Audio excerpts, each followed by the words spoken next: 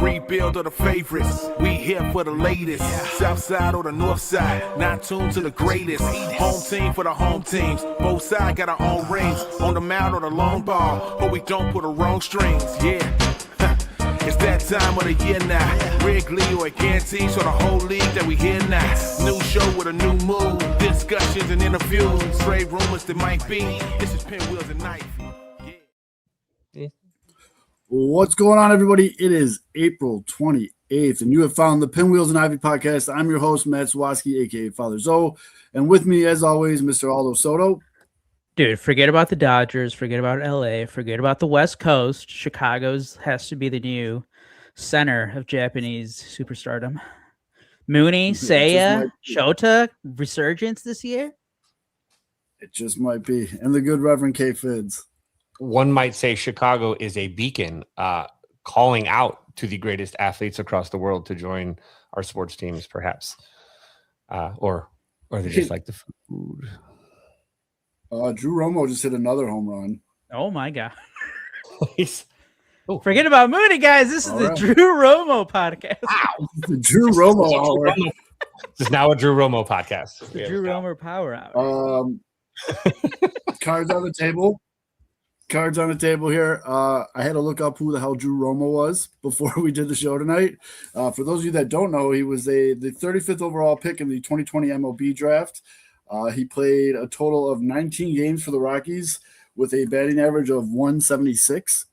So he has already pretty much doubled his entire career outtake in one game tonight against the Angels, where he has 2 home runs for the White Sox, which, okay. Did Chris Getz do it again? Sure. I think Drew Romo leads the White Sox catchers in home runs now. 2. In what, 6 innings? He just might. That was a collective. Yeah, Reese McGuire doesn't have one. Cuero doesn't have one. Who? Yeah. Yeah, who? But, so we do a White Sox and Cubs show here, folks. So I think you know the 2 players that we're going to be talking the most about tonight. Mo Bala on the north side and Cash MUNE on the south side. I mean, I thought we were coming here to talk about Mike Trout. God dang it. I got to go. Sorry. I'll see you guys. And also by hitting 2 home runs tonight, Drew Romo is now 1, 2, 3, 4 tied for 5th on the White Sox. Dude, Drew Romo is spicy around the bases. Have a day. Yeah.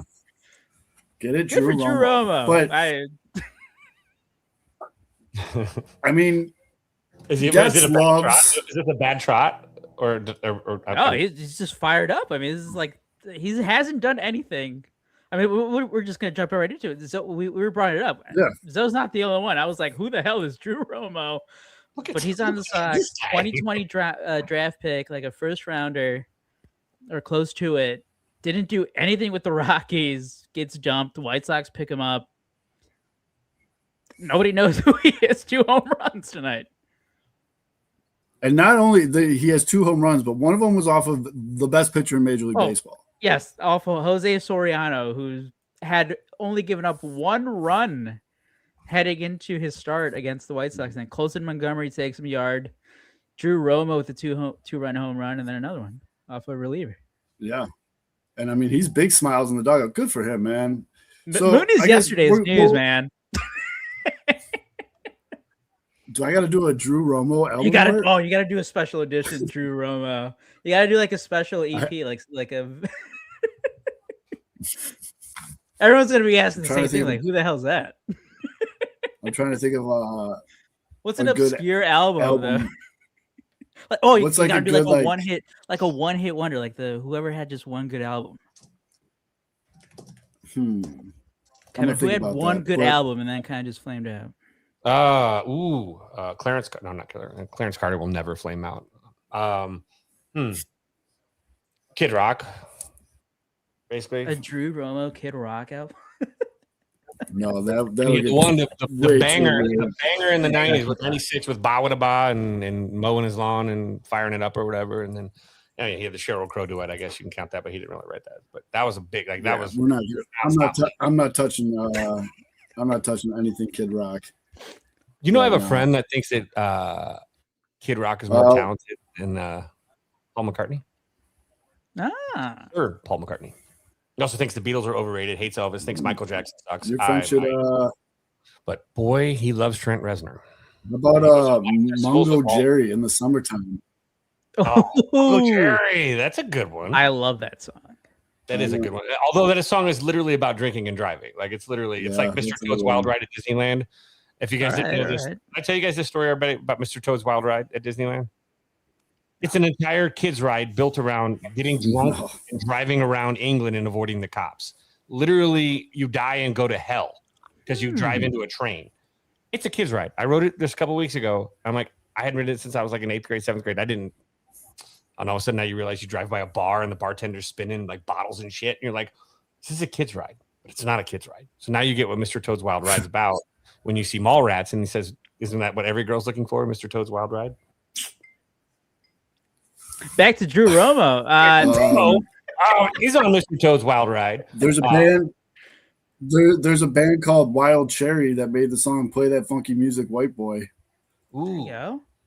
I always thought that was someone else. I didn't know that was Wild Cherry. I'll figure something out. Anyways, yeah. So, I mean, Milli Vanilli. True Romo, everybody. Macarena. Catch the fever. Chained Love by Soft Cell. Let's get back to the big. I'll look at these later, but Mooney. Mooney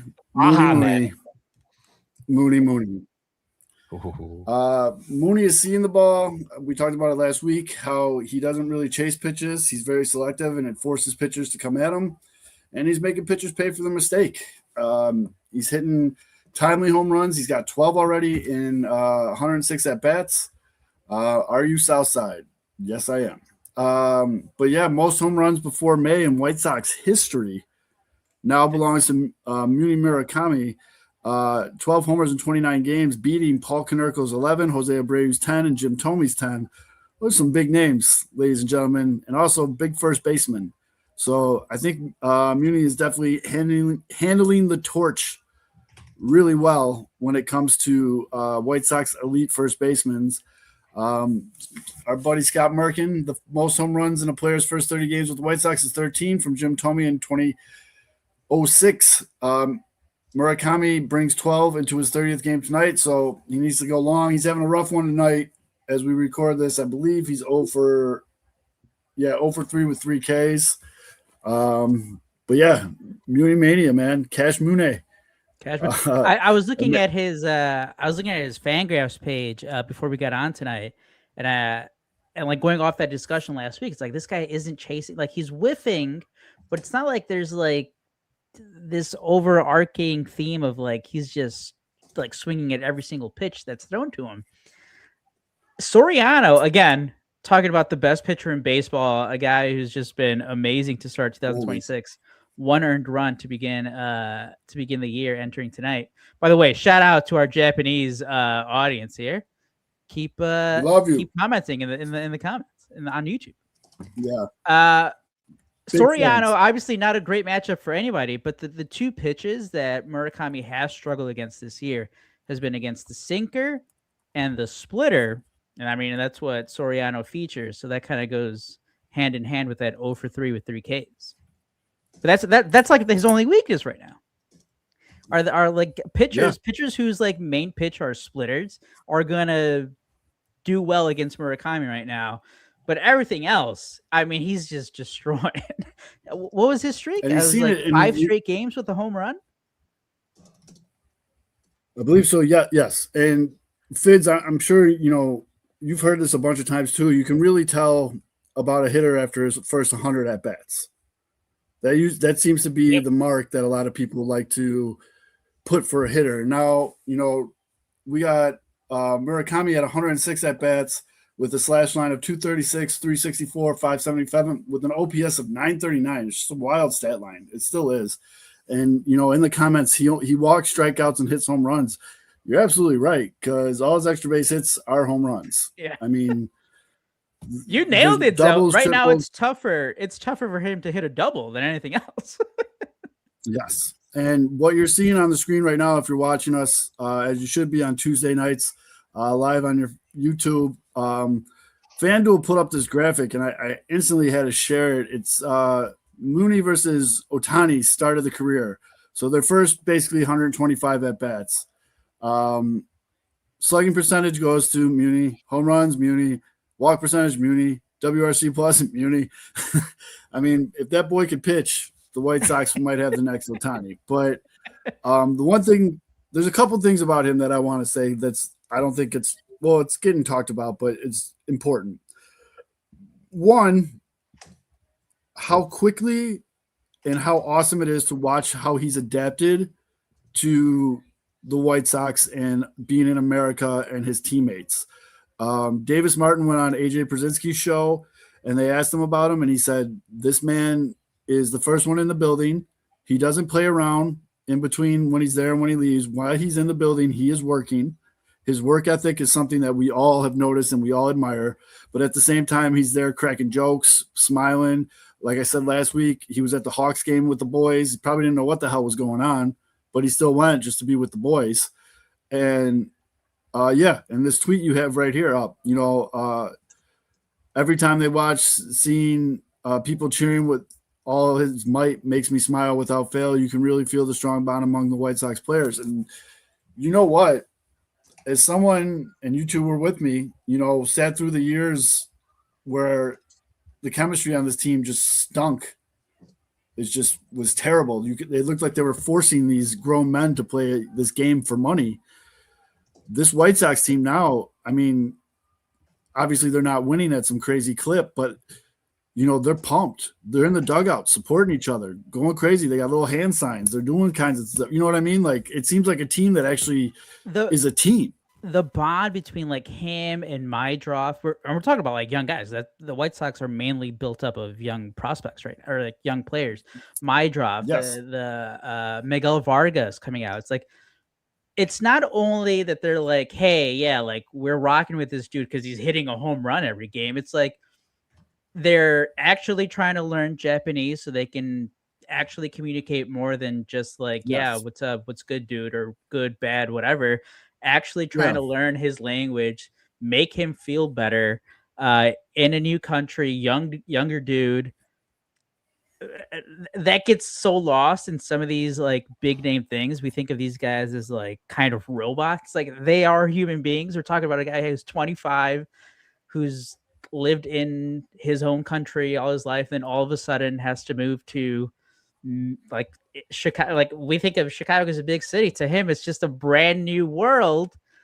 It's not like we there aren't other Japanese players on the White Sox, and we've seen these transitions not always go well. The guy in Houston, I think he switched translators 4 times. They said he's struggling down in Houston, and to see the bond, and it doesn't seem forced, it doesn't seem fake. It's like, it seems kind of pretty genuine. Is a great sight to see.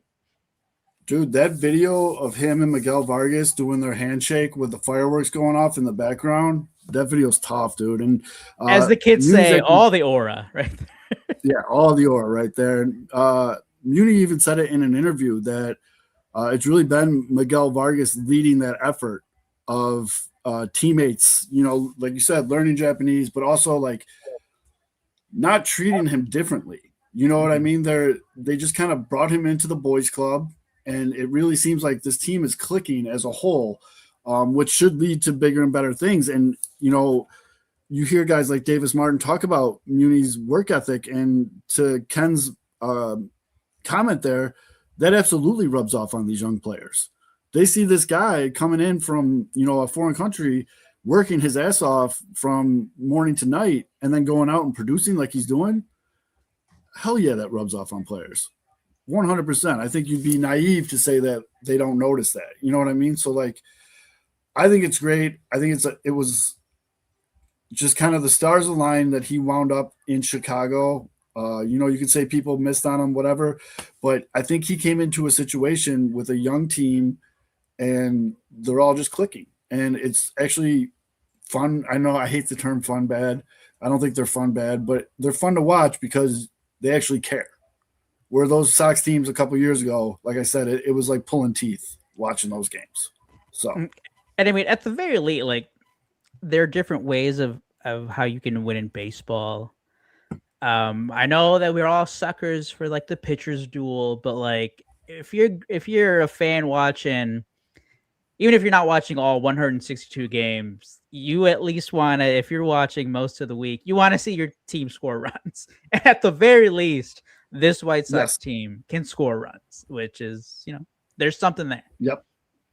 The pitching's been a little behind, but then on the flip side of things, if you go over to the north side, you got this kid Mo Balla, which, by the way, phenomenal nickname. Oh, amazing! Nickname. As someone that can't pronounce names, I really appreciate the nickname.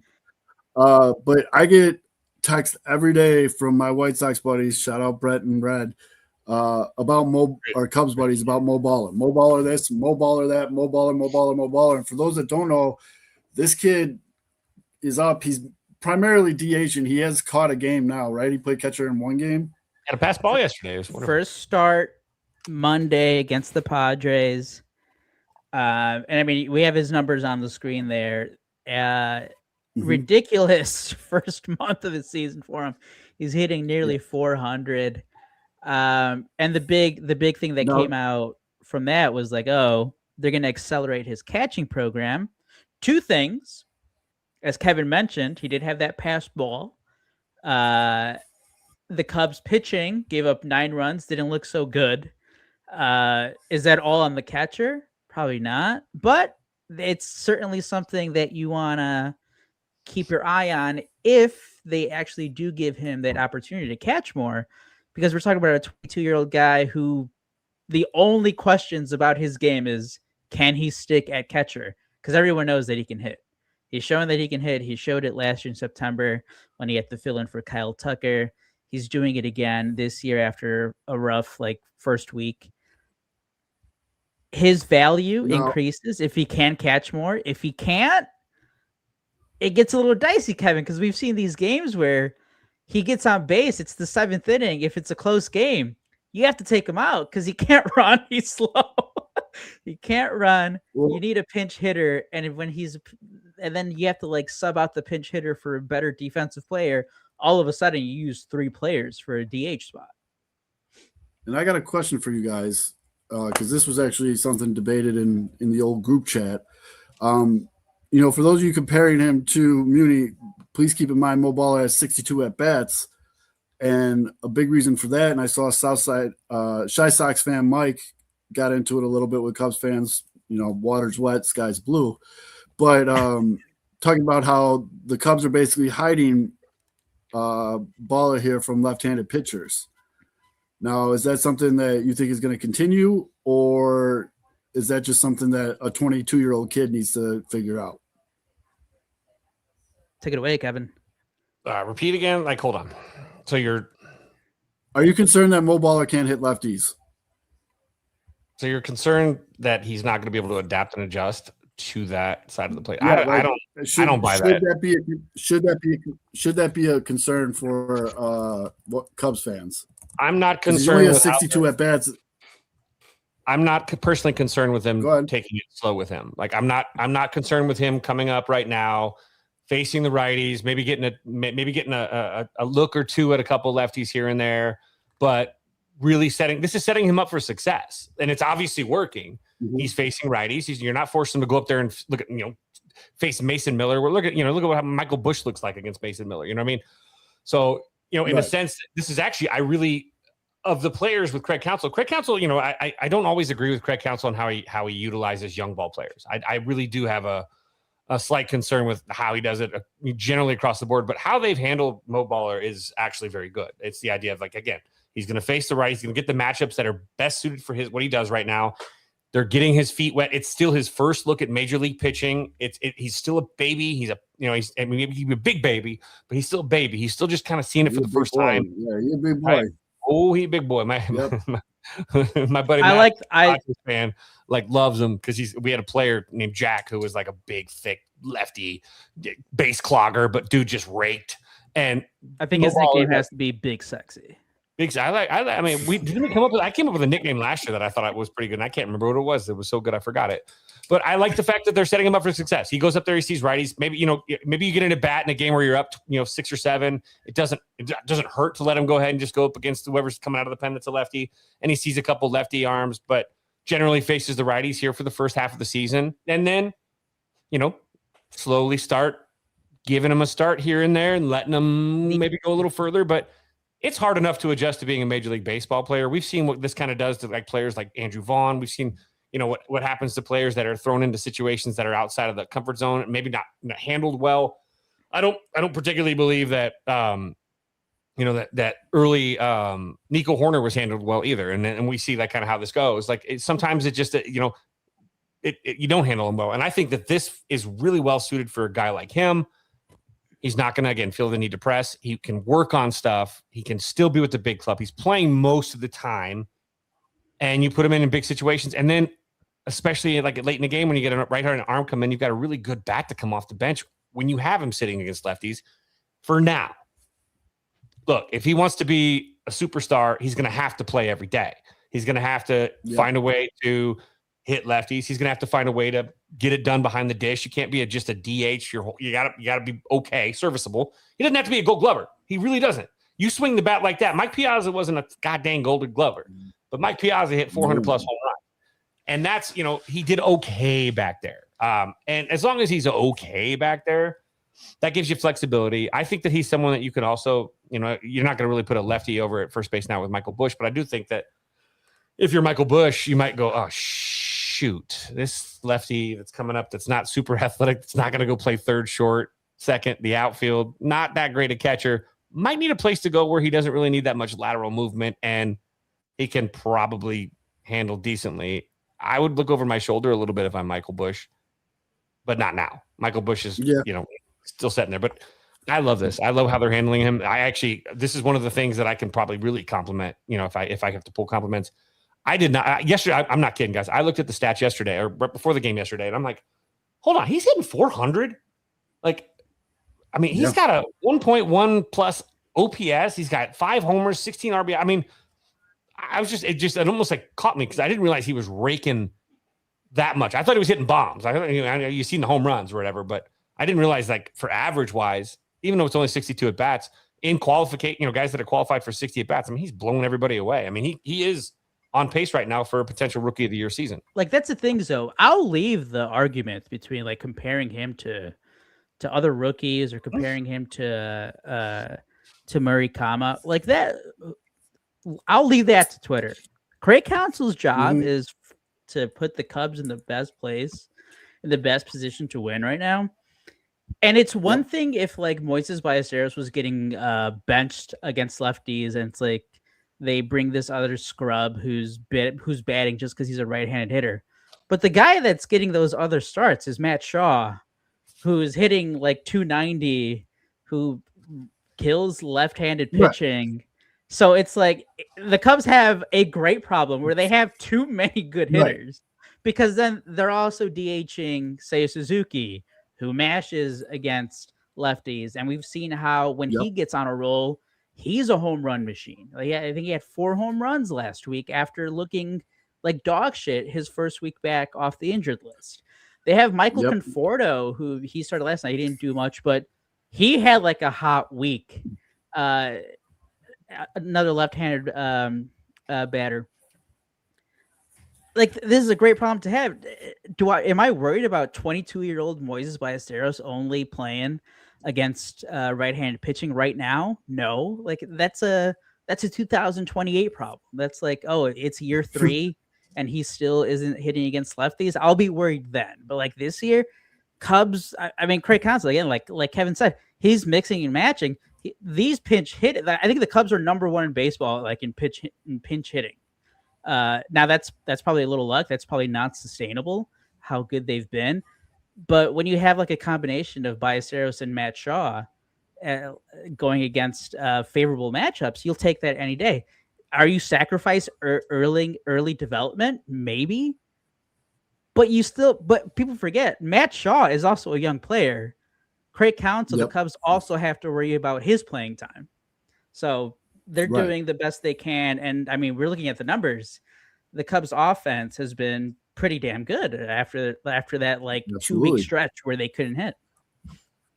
Absolutely. And just so people know, because I know there's a lot of White Sox fans listening and watching too, out of his 62 at bats, he's had 5 against left-handed pitching.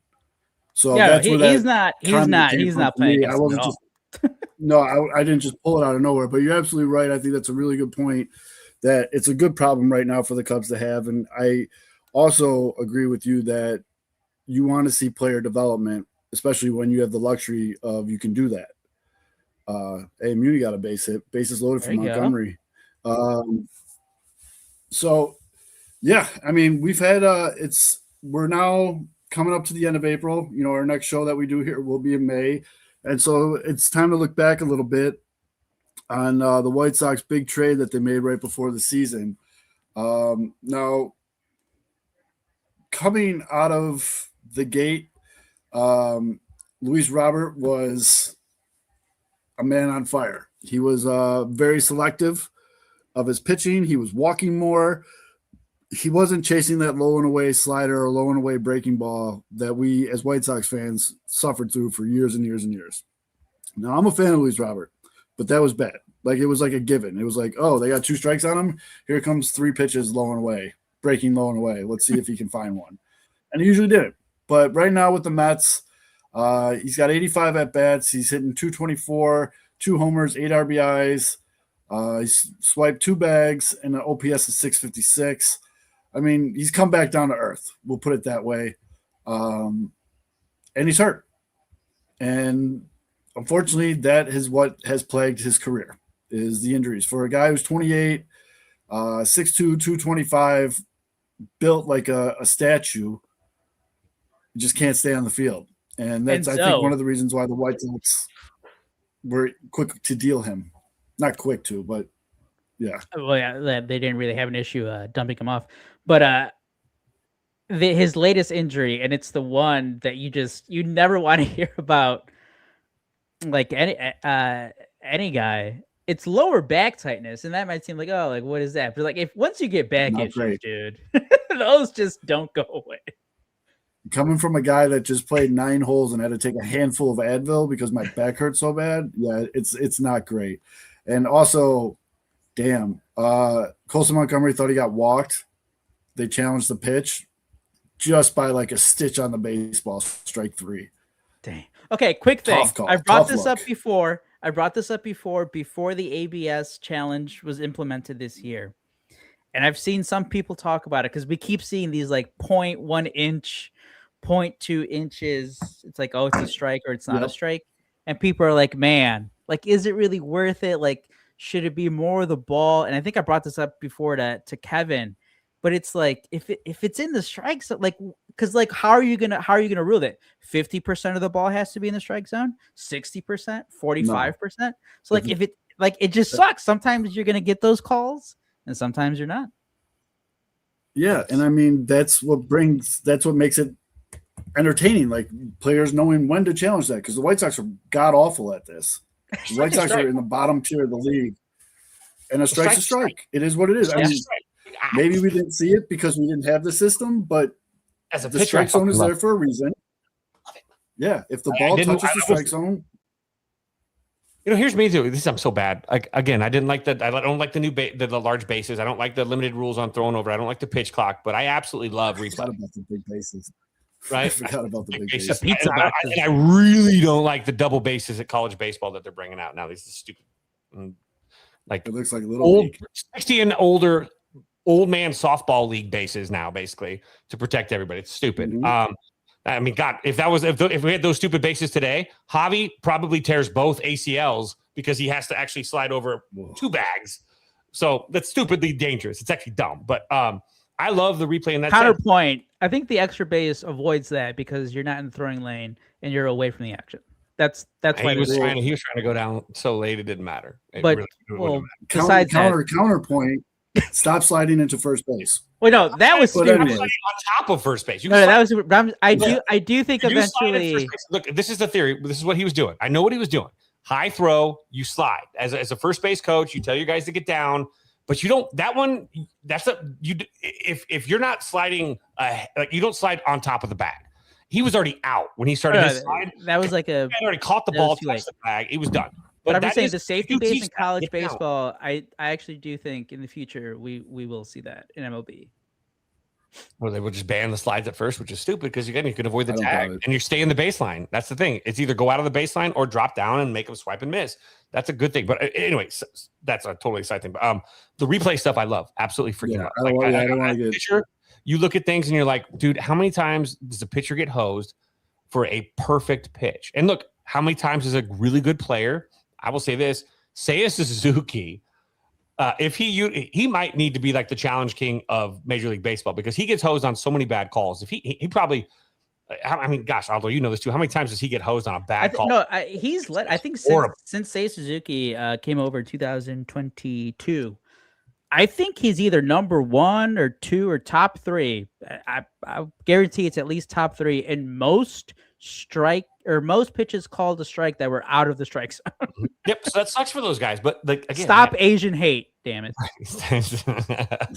They say, but the pitchers. I'm a pitcher head, right? I love pitching and defense probably more than offense. I love offense. It's great. Home runs are fun, but I also love a hit and run, like doing the other stuff, little things. But I love the fact that a pitcher now, and again, they've taken enough. They've made baseball already difficult enough on these pitchers that.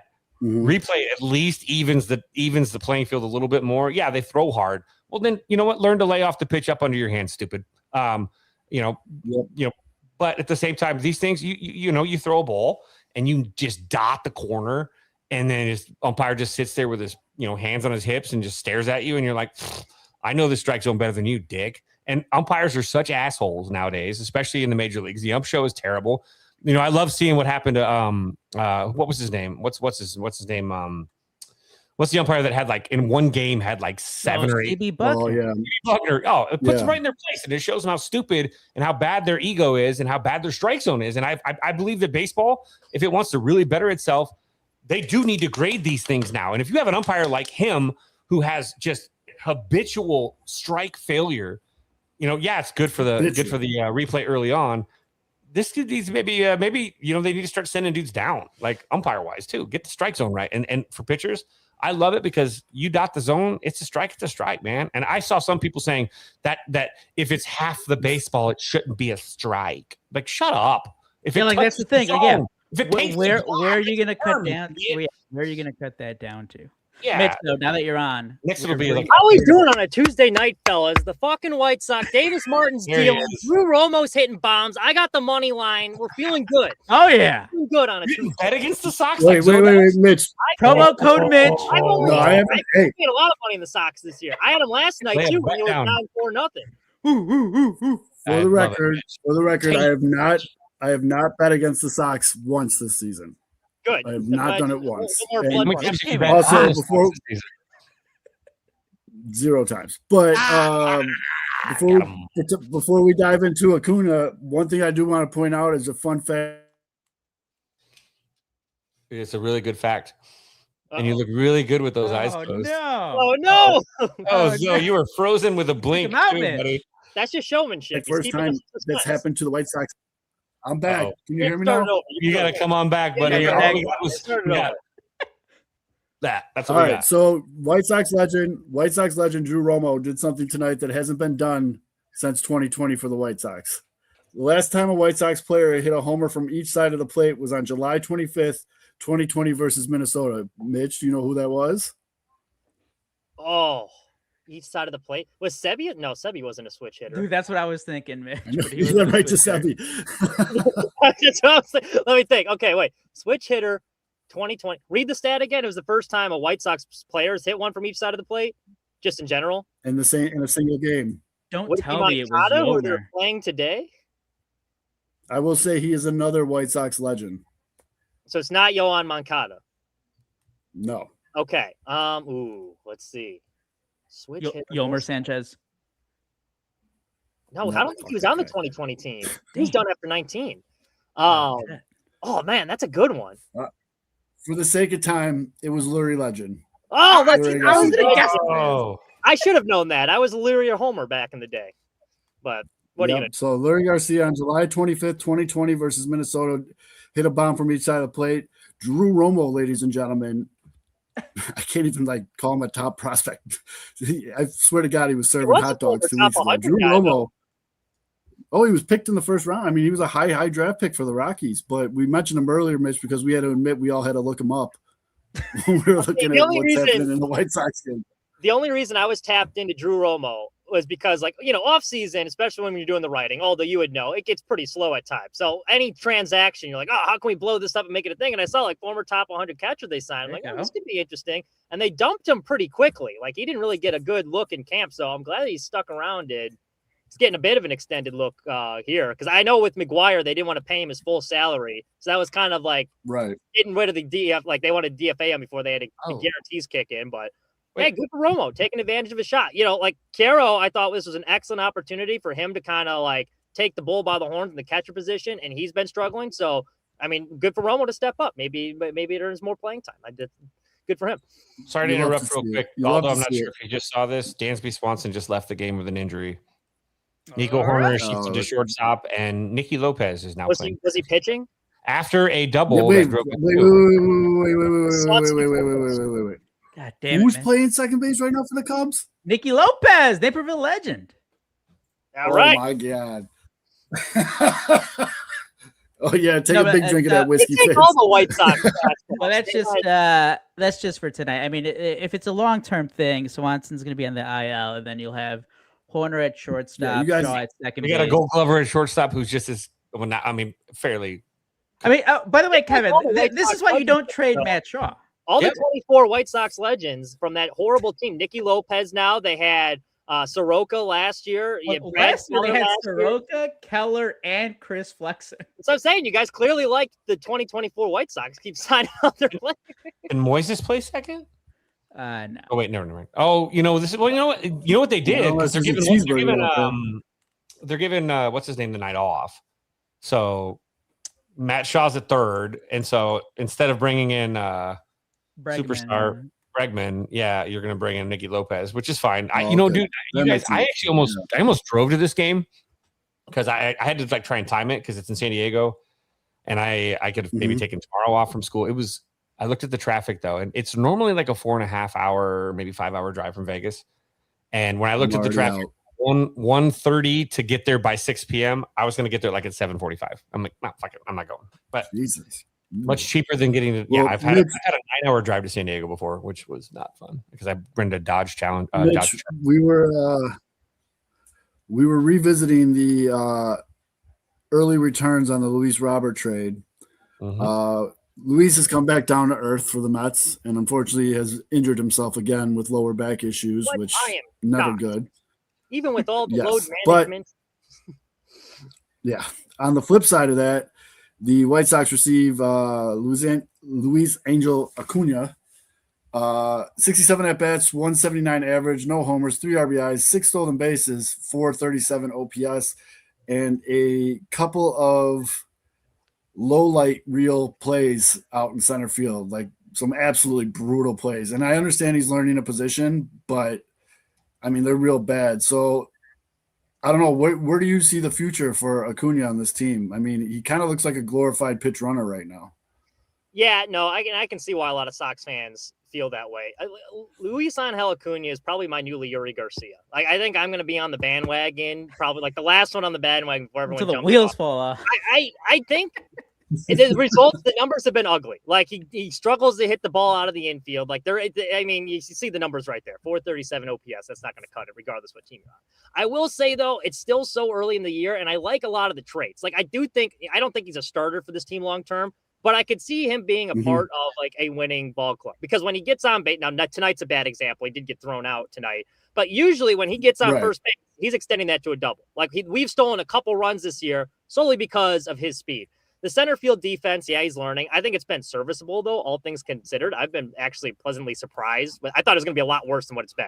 And I like the fact, too, he plays a good middle infield as well, so there's some versatility there. So I think if you hang on to him, and you're going to give him, I think it's smart to give him a full season just to show what he can do. Get a full sample size here. But I think worst case scenario. Yeah, I mean, and this is his first like extended playing time he's had in a non-pressurized environment. So I do think there's potential for him to be a productive piece, like Derek Hill's role now, where he's coming in as like a defensive replacement late in games, pinch runner. It's like a better version of Billy Hamilton almost, because I do think Acuna is more talented than Billy, especially when we had him, and everyone loved Billy Hamilton. So that's how I view Acuna right now. I'm not selling my stock yet. Do I think he's a starter? No. Do I think he's Luis Robert equal on trade value? Probably not. But what was Robert going to do for this club anyway, besides spend time on the IL and eat up $20 million? So now we got to close the saves and a little outfield depth.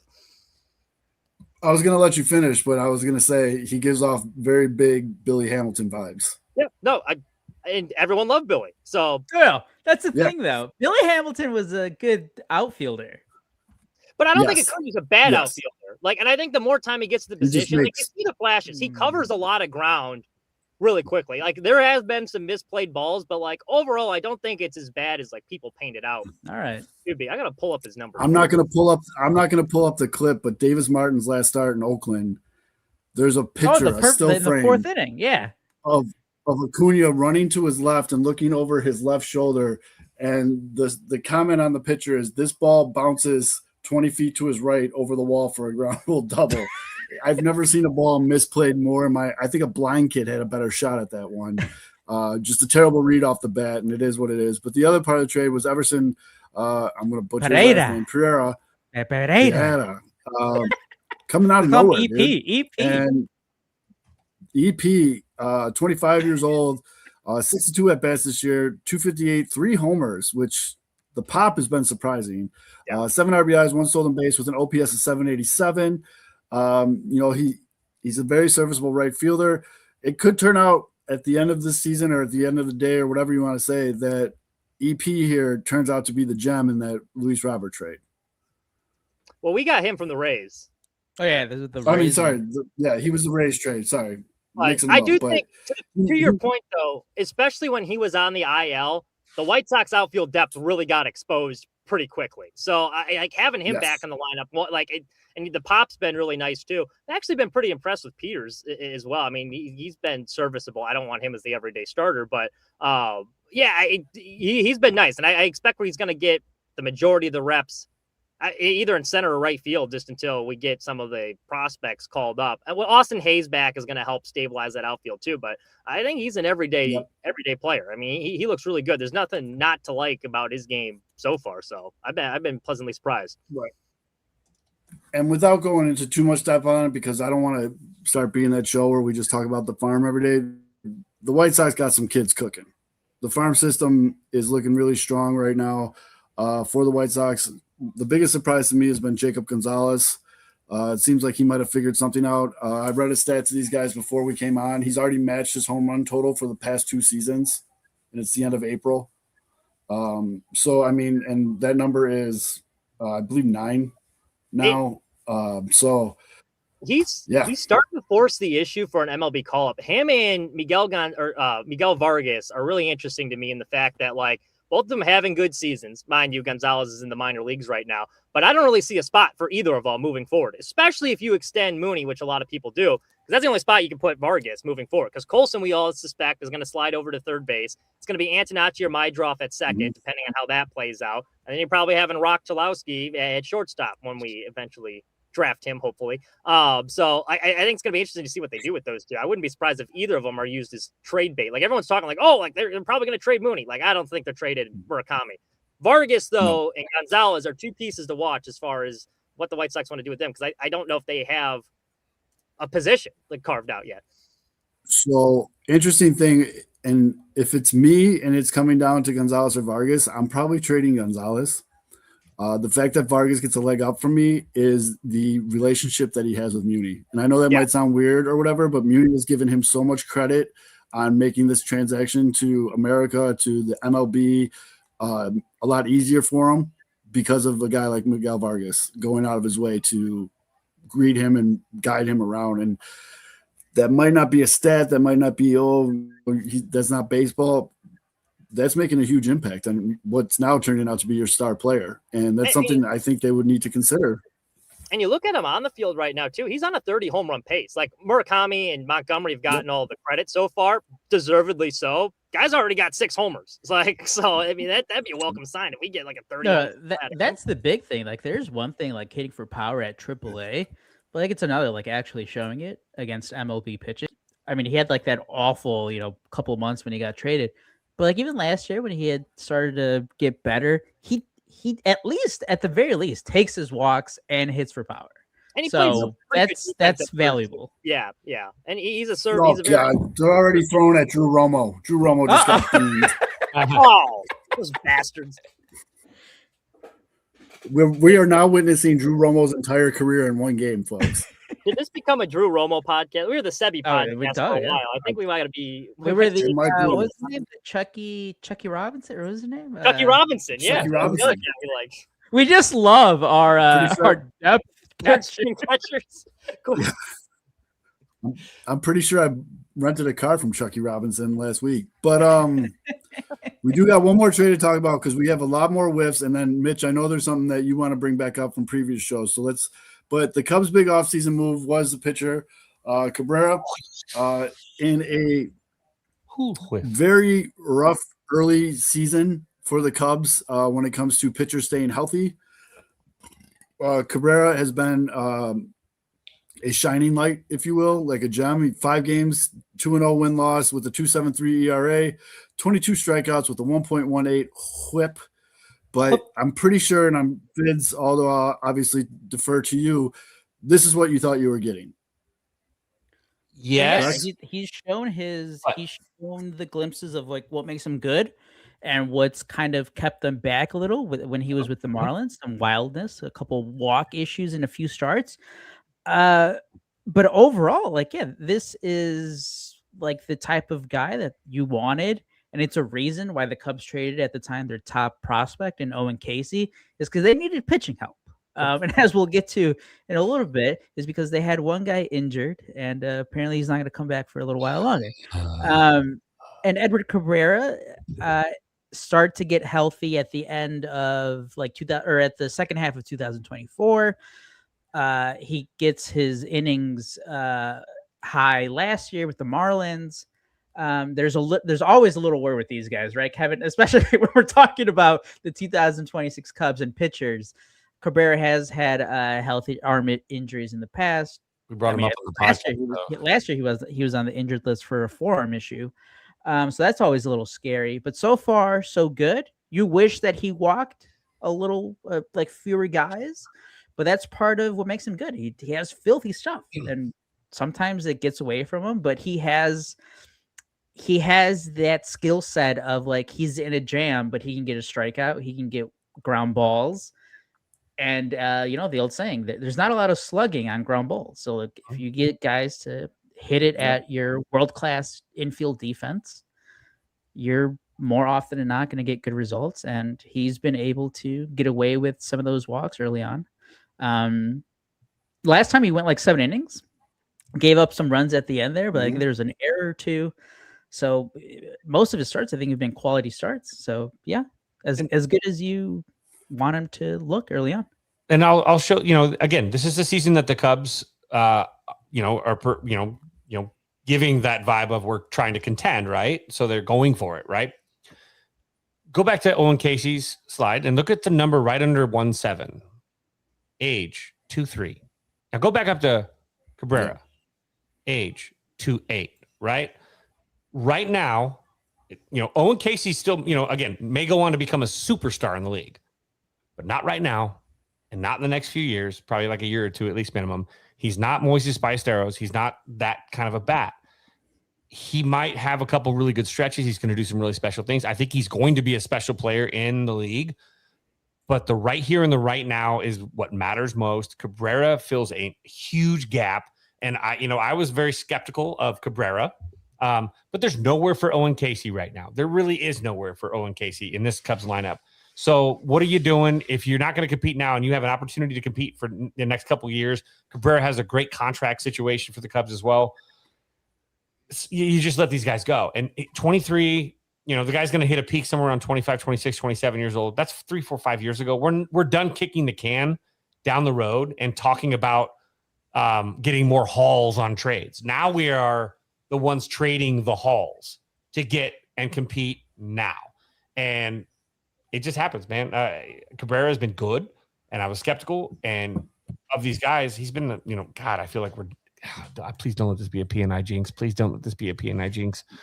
We talked to someone. Here we go. They tear their ACL somehow, like issues and shit. But he's been healthy. I waited because that's actually real. And the flip side to that trade, as Fitz mentioned, was Owen Kessie, and he had a really good first series against the Rockies at home, and all of a sudden I saw all these tweets like, "Oh, what did the Cubs do?" And I even said in our chat, I was like, "Guys, it was against the Rockies, and it's the first." Hey, to be fair, hold on. The Rockies are 13-17. Well, and he had a good series against the White Sox too. One more win than the White Sox there, Chief. Right Easy. I would say the same thing about the White Sox. In the NL West, I would say the same thing about the White Sox. But right now at 82 at bats. Damn, so I didn't know we had big Colorado Rockies defenders in the house. I got a hat right there. I almost wore the hat. I was putting the hat on earlier. I'm not defending the Rockies. I'm just saying he looked good against the White Sox. That's a quality road to 70. The White Sox are bad too. The White Sox are bad too. You just named the two worst teams in the history of baseball in the last 2 years. Hey, we can win 7 games but right here though, here and now, he's come back down to earth significantly. He's batting 207, 2 homers, 14 RBIs with an OPS of 610. I think the Cubs are doing just fine with this trade. I don't think anybody's too worried about it anymore. So we're going to keep tabs on these trades as the season goes along, because these were, the 3 needle moving trades from both teams. But Mitch, I know you had something you wanted to bring up that we talked about recently on our last show. Yes. So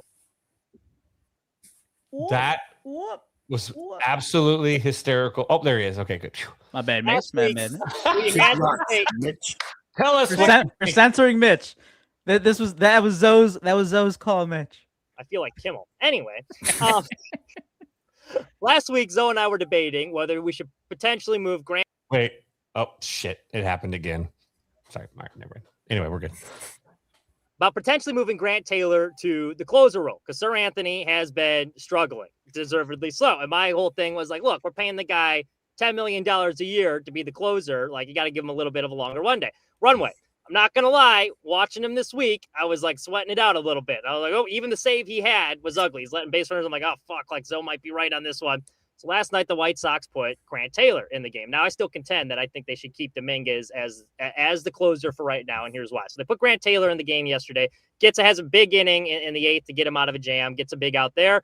Will Venable decides to let him do the 9th, which I had nothing against that decision. It's like, hey, you know what? Why not? He got this far. Might as well let him finish. He ran into a bit of trouble. Nearly blew that save. They had to have Brian Hudson come out of the bullpen and bail him out. So I was looking at his numbers overall, because you talk about like the closer mentality. It's a different mentality. He's got the stuff to be an elite closer, potentially better than Dominguez if you look at his stuff.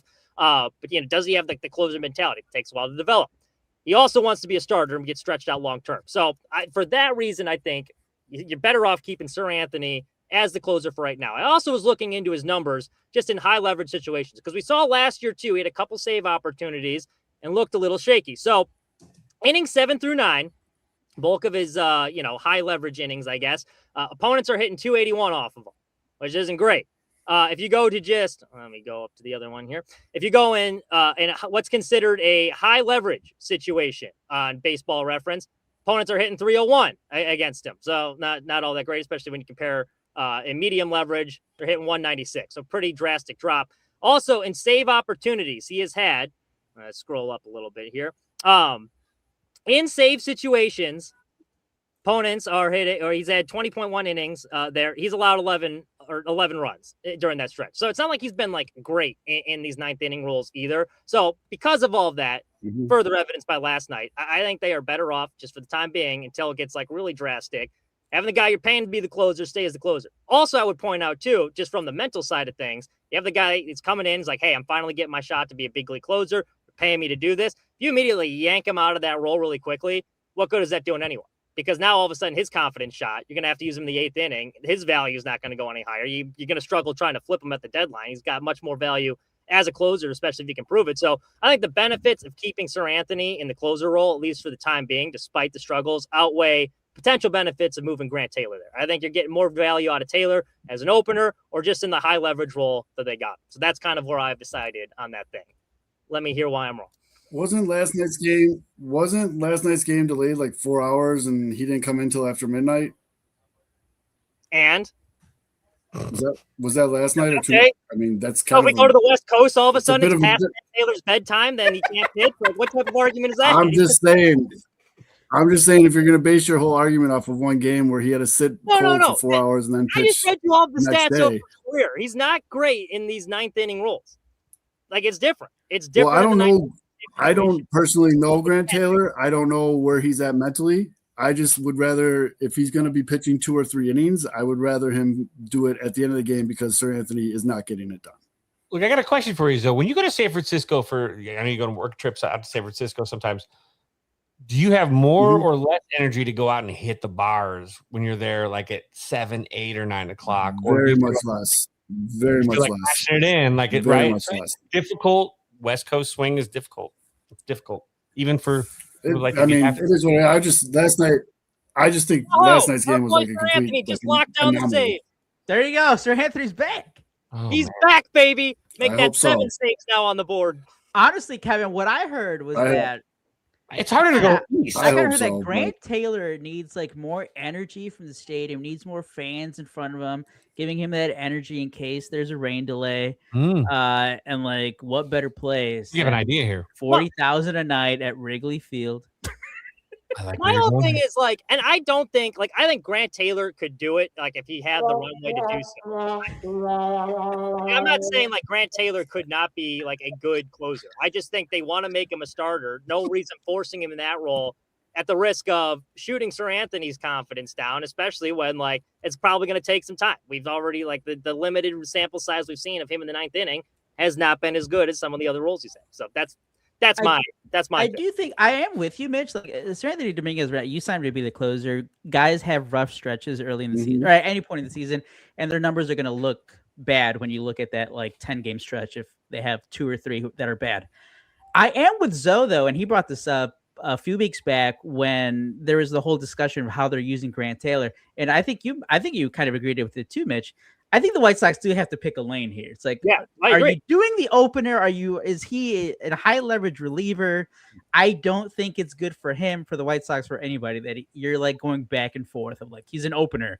He's a 2-inning guy. He's a high leverage guy. Like just pick a lane.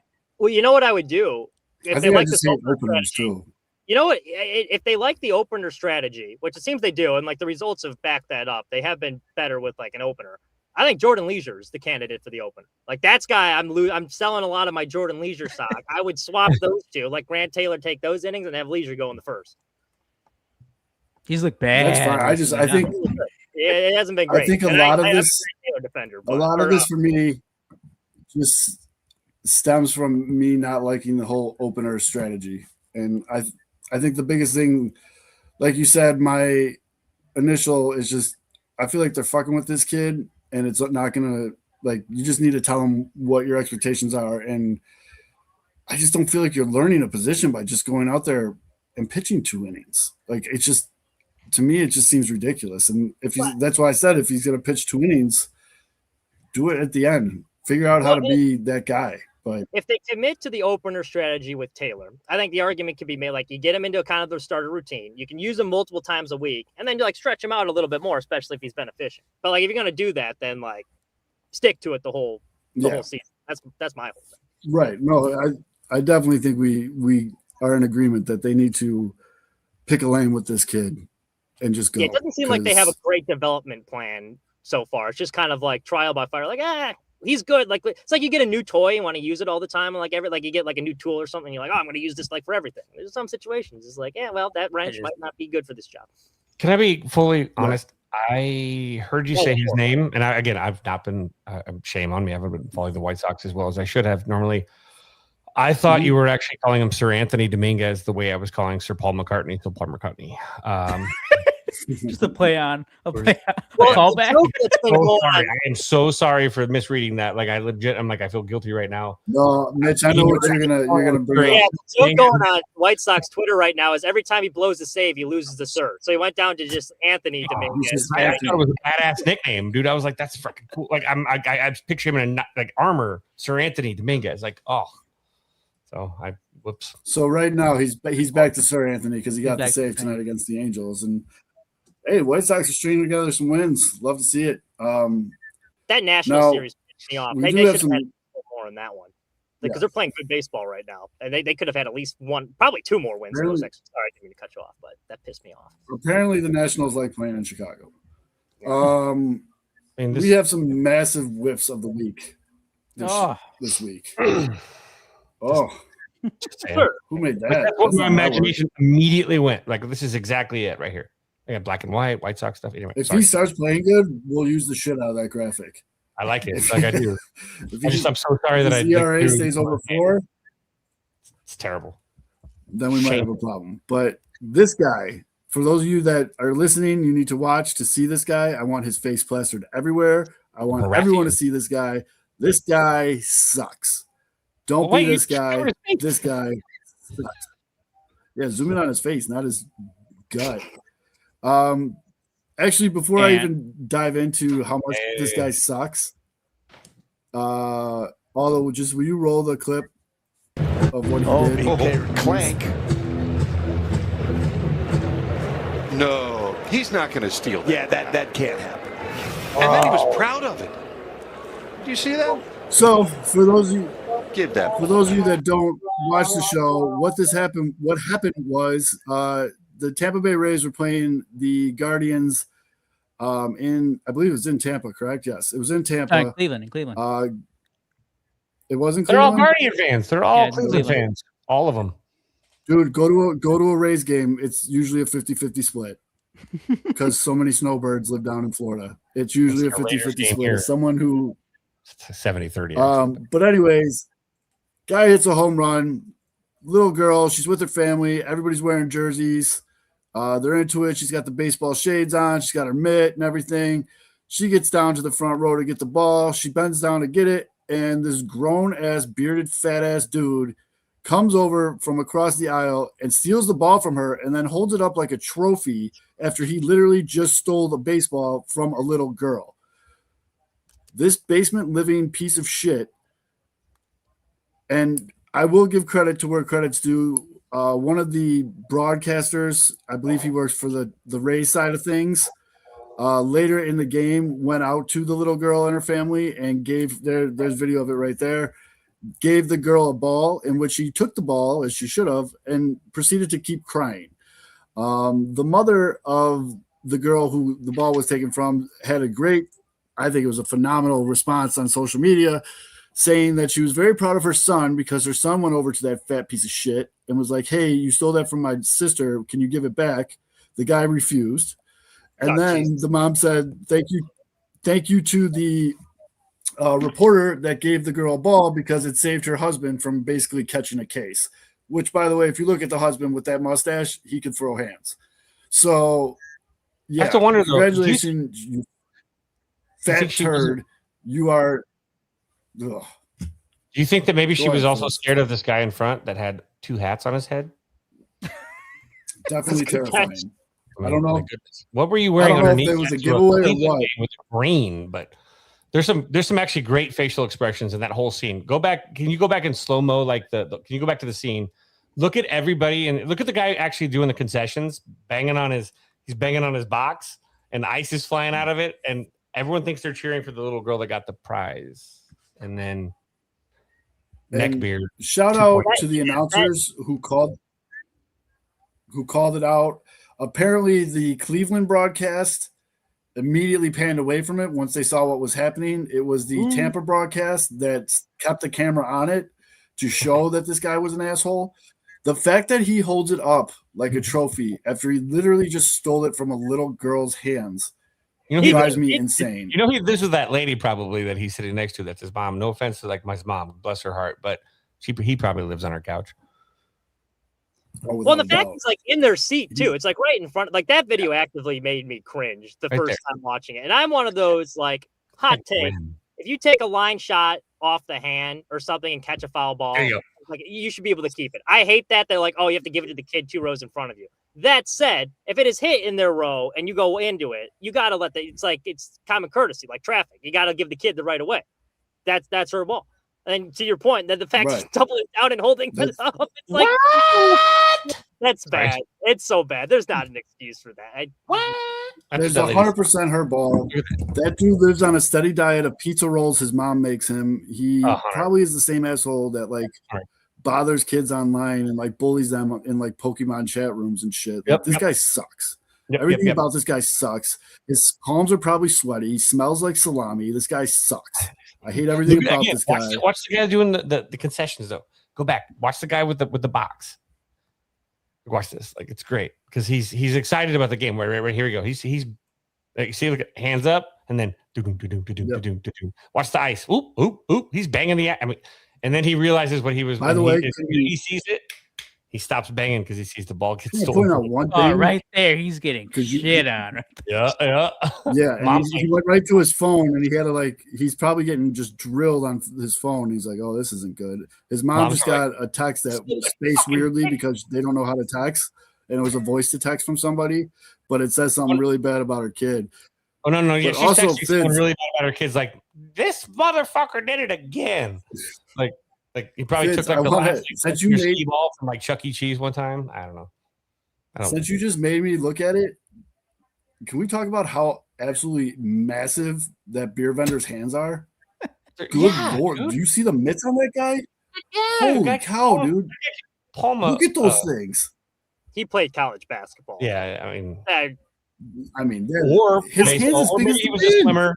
Maybe there's a lot of things he could have been in college. Yeah. And I mean, those look like center hands. Yeah. He's got the size for it, too. Dude's got some palm. But look at this that guy's got some palm. That guy was playing the Windy City Bulls last year. Look at the kid looking down on the row in front of him going, well, and he's got those sunglasses, whatever the hell those giveaways are for. That's her little brother. I hate those sunglasses. Which shout out little brother for going over to the dude being like, what are you doing? Give my sister the ball back. Yeah. Look at the little dude right now. The little dude's like, oops. I love it. Like that's a little brother look if I've ever seen one. Going, well, not my circus, not my tent just yet, but I'm gonna do something that's gonna help me here. And then he goes and does the right thing. Little brother stuff right there. Like he's laughing at it at first because he's like, she had it and then lost it. I'm like, well, wait, now she's sad. Hold on. No. I can make fun of her. You can't. That's what little brother was doing. But that's if it was hit to his section. Because he like travels over there if you like watch it. If it's hit to his section, he catches it, and there's people like the row over are like, sections. Give it I don't know how it didn't get stuck in his belly button. Right. If had it have been hit directly to his section, and the people his section over are like, oh, like you got to give it to my kid or whatever. Yeah, you probably should. You're gonna look like a dick for not. But a home run ball, I will give you the benefit of the doubt for not wanting to give it up. Like catch your own damn ball. But that one's hit right there. You can't take it out of there. Like that's bad. That's bad. It's a bad look. It's like the ball on your ground. It's not like he made the catch. Yeah, that's the other thing too. Yeah, no, I'm with you. Is the ball on your mantle really worth it to look like an asshole in front of the rest of America? No, because now you got a bunch of jackasses like us talking about you on the podcast, and we wouldn't have been otherwise. But congratulations, you got a home run ball on your mantle. Oh, dude. Well done. Well done, sir. He gave it back eventually, by the way. Absolutely demolished. He did give it back. Yeah, after he probably looked at his phone. That's lose too, because now we still think he's an asshole. Yeah, what a dumbass! He didn't put on TV him giving the ball back. Yeah. That was the Rays broadcast. See, the Guardians broadcast should have shown him giving the ball back. Look at this guy giving this ball to this little girl, and then you got the Rays one that won't show that scene, but the Rays will show him clanking it and taking it from the girl. Kev, you think it's like when you're tipping someone, you want them to see it, like they turn their back, like you're gonna hold it. You're probably like yoo-hoo, like camera, like I'm going back, trying to get their. It's an open. The worst is an open bar when you want to drop that first 20, and you're just so you can like don't worry about it for like the first hour or so, and you're like. I can picture him like trying to wave down the camera, like I'm giving it back. You guys got that right? No, what do you mean you didn't give it back in the history? I will say you're getting change out. You're like, are you stealing from me? this is going to be 100% insensitive. mom But made him at give this it point, back. once he's on Twitter or whatever, and he's seeing that he's getting shit on, you got to 100% claim that you're autistic. Be like, sorry, I did, here, and then give the ball back. You got to 100% claim that you're autistic. First of all, he deafening does not. silence you hear, like that's why you do it. Because what are you going to say afterwards? That's exactly why that guy needed to do that. He definitely does not have Twitter. He saw himself getting ripped on like Discord or Reddit or something. Guy sucks. Yeah, now we have one other whiff of the week from another guy that sucks. Yeah, douche canoe central here. I mean, there's another guy who can be on the spectrum too. Bob Nightingale is.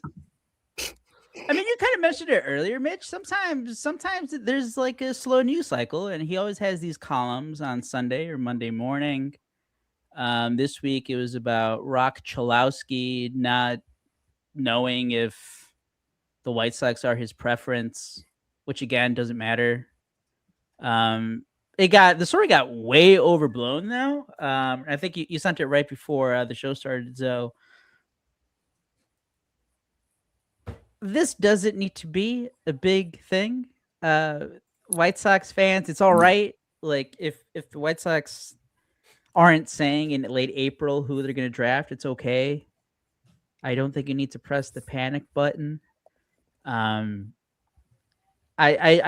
put this tweet by Joe Doyle because I think he gave like a kind of a balanced take here. I think he's the MLB prospects and like draft guy for MLB.com.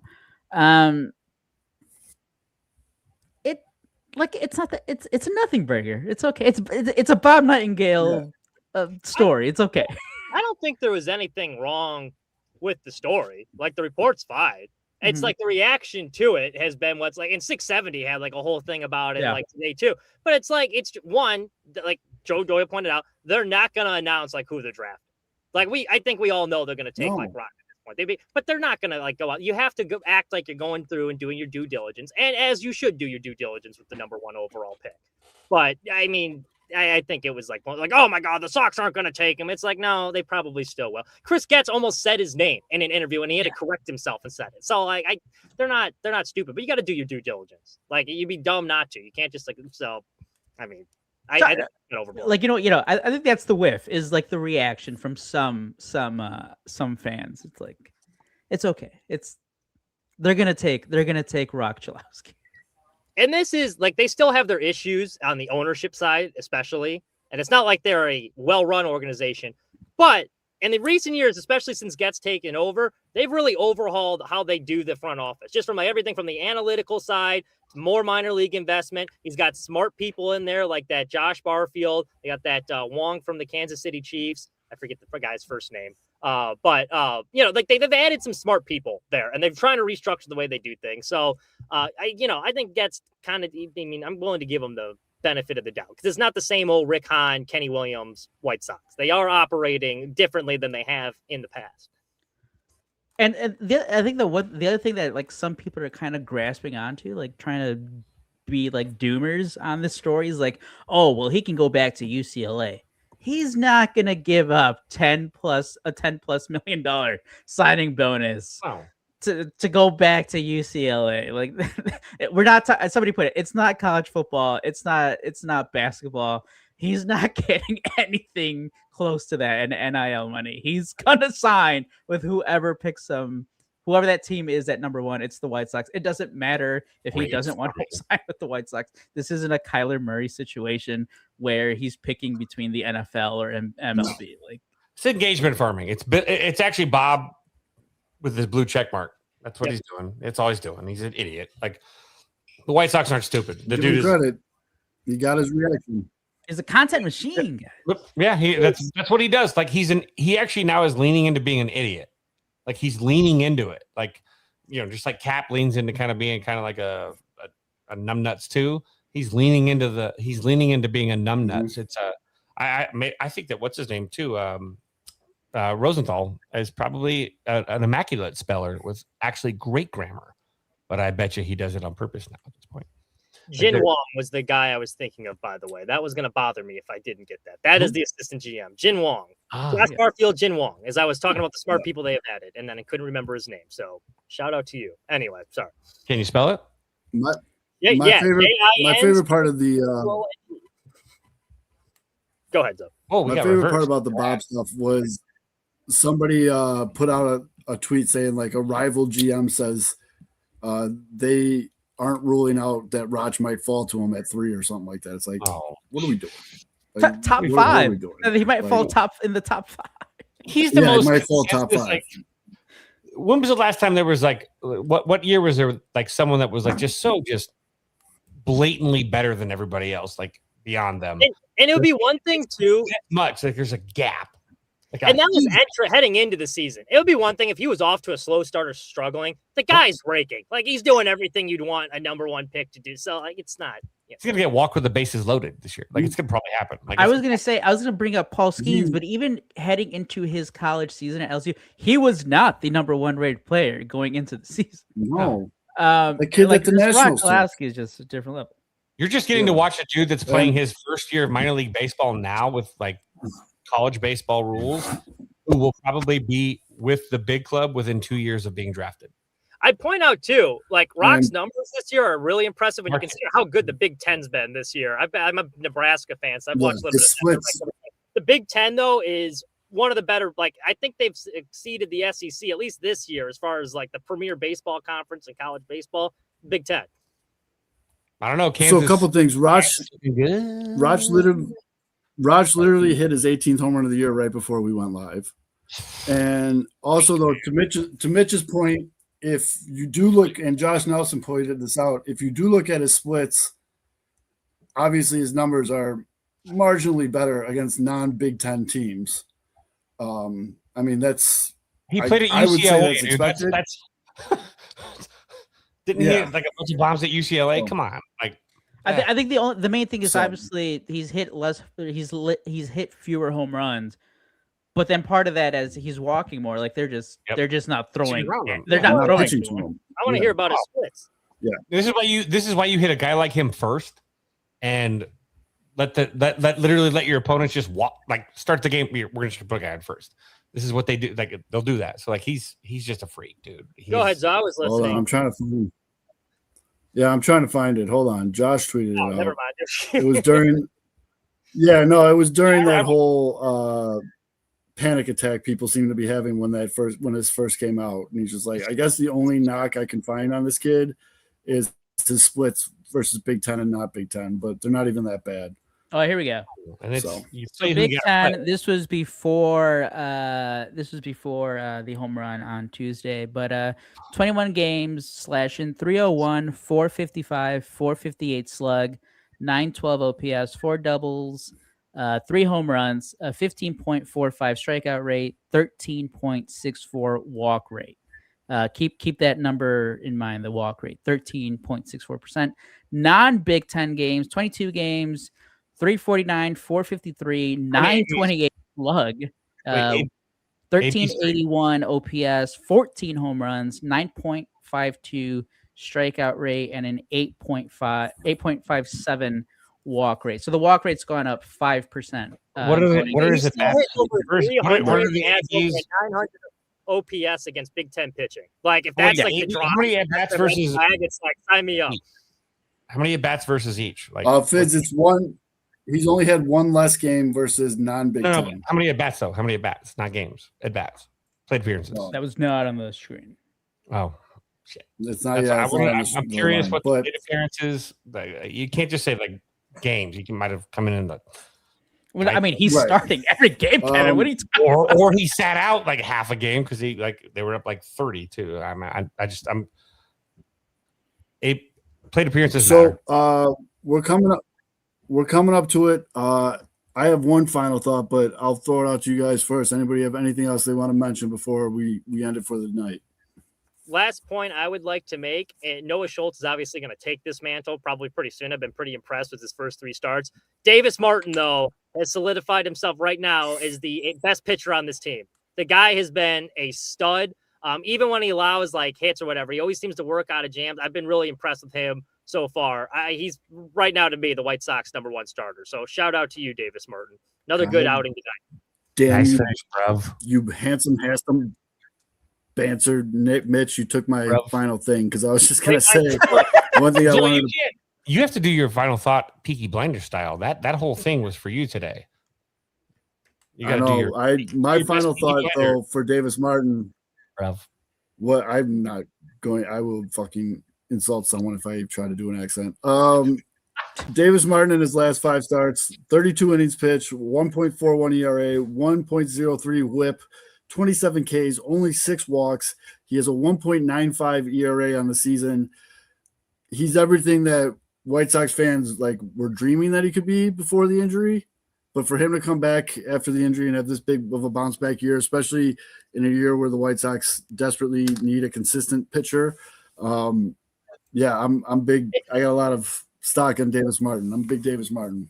Going off that point too, outside of his first start of the season, he's gone over 5 innings every start, which doesn't sound like a big deal, but in today's era, especially when we've been using the bullpen so much, he is eating innings and he's doing it at a good. It's not like he's getting shelled eating innings. Like he's been a productive pitcher that's eating innings too. So you love to see it. Yep, absolutely. Although Fids, anything? Hopefully Dansby Swanson's ass is okay. Is that what the injury was? Butt cheek cramp. Yep. Butt cheek cramp. That seriously, it was a strain. Yep. So old people stretch. Old people make sure you stretch. That's what we're trying to remind you of this. Everybody on Twitter, be careful. Don't make any lewd tweets about Dansby Swanson. Don't steal any balls from kids either. And don't 86 anyone please, from your God. bar, because apparently that means murder. And on that note, All right, on that note, for Mitch, Fids, Aldo put his picture up one more time. The guy that sucks. I don't know why it's so tiny. Don't Hold forget- on. Oh, he killed them. He does. Hold on, this here we thing. go. Here we We go. want to make sure you remember Get it off the Anthony Dominguez, White Sox closer. Get Give Sir it up to Anthony me. Dominguez off the street. honor, loyalty. Just a reminder, just so everybody knows it, this guy sucks. We'll see you guys next week. Thank you for listening. And for all of our new listeners in Japan, we appreciate you. Tell your friends, like and subscribe. Chicago, Japanese hub for baseball. Loving it. All right. Good night, everybody.